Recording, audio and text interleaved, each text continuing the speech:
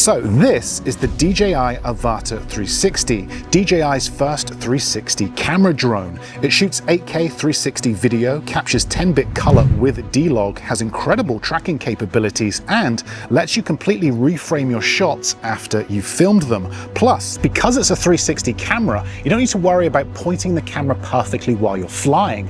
You can capture everything around you and decide what shot you want afterwards. And its advanced tracking features make it incredibly easy to keep your subject in frame and capture professional looking shots. But what makes this drone different? Well, DJI has essentially taken a professional 360 camera and put it in the sky, and that opens up some really interesting creative possibilities, from completely different perspectives to shots that would be incredibly difficult to capture with a traditional drone. So could this actually be the future of drone filmmaking, or is 360 video more of a gimmick than a game changer?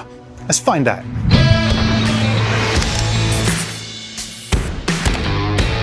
Hey everyone, Steve here from Learn Online Video, and today we're going to be putting the DJI Avata 360 through its paces to find out exactly what it's capable of. I'm going to run you through some of its standout features, show you some of the creative shots that you can capture with it, and of course we'll take a look at plenty of real-world footage to see what that image quality looks like. Now, full disclosure and transparency, DJI did send me this drone to test and review, so that's exactly what I'm going to do. I'm going to put this thing through its paces, tell you what I like about it, tell you what I don't like about it, then you can make up your own mind as to whether you think it's any good or not. Now, if you've never used a 360 drone before, the biggest difference compared to a traditional drone is that you don't need to perfectly frame your shot while you're flying.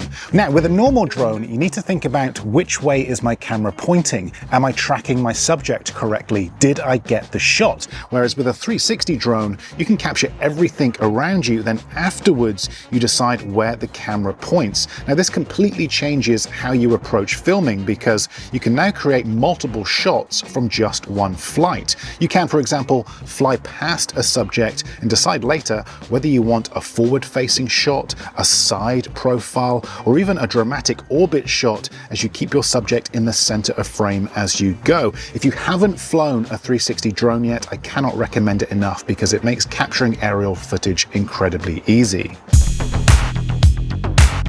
Now, one thing you immediately notice with the DJI Avata 360 is that it's not designed to be the smallest drone possible. It weighs around 455 grams, which places it into the C1 drone category. But that size isn't necessarily a disadvantage. A heavier drone generally handles wind better, it feels more stable in flight, and gives you more confidence when flying outdoors. And that stability is really important when you're trying to capture cinematic footage, because the last thing you want when filming is a drone that's constantly fighting against the wind and creating shaky footage. Now, the Avata also uses built-in prop guards, which basically means that if you're flying closer to objects like walls, trees, or subjects, you have that extra layer of protection. And for beginners, this is a huge advantage because it gives you more confidence experimenting with shots that you might normally avoid. However, if you are really worried about crashing your drone, then let's talk about obstacle avoidance.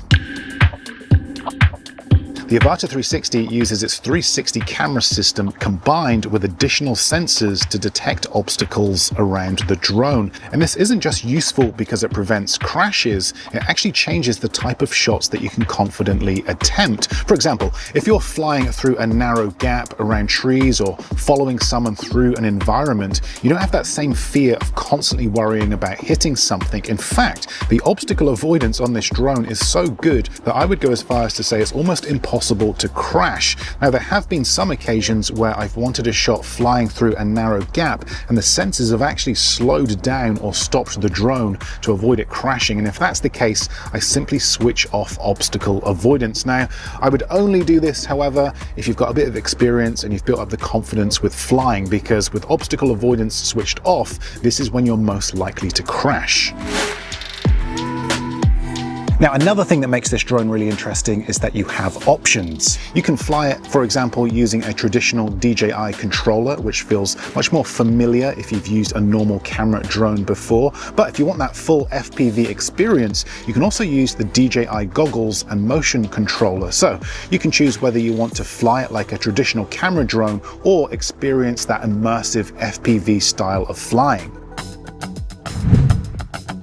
Okay, let's talk about image quality. Now, the Avata 360 can capture 8K 360 footage up to 60 frames per second, but one of the biggest advantages is the color options. You have the standard normal color profile, which still looks great straight out of camera, but you also have D-Log-M with 10-bit color, and this gives you much more information to work with when editing. You can recover more detail in the highlights and the shadows and create a much more cinematic look. Now, most of the footage that you've seen throughout this video was filmed using D-Log-M and then color graded afterwards. For anyone looking to create professional looking videos, this is the mode that I would recommend filming in.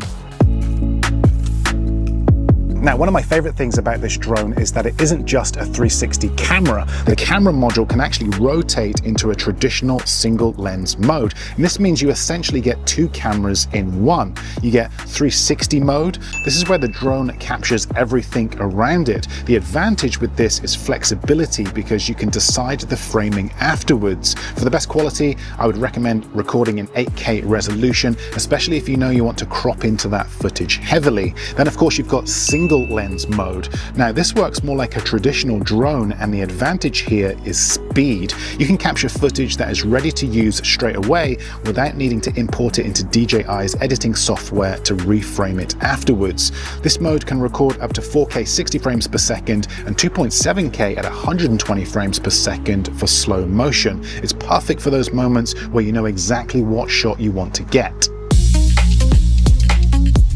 Now, another area where DJI has made this drone much easier for creators is the intelligent flight features. Active Track, for example, allows the drone to follow subjects automatically. So whether you're filming yourself walking, cycling, driving, or any other kind of moving subject, the drone can automatically track and follow you whilst keeping you in the center of frame. And this means that you can focus on creating the content rather than having to worry about manually flying the drone. And then there's free mode, and this is where 360 footage becomes really powerful because instead of worrying about manually controlling the camera direction, you can select your subject and then the drone will automatically keep them framed. This saves you a huge amount of time when editing because you don't need to manually keyframe every movement.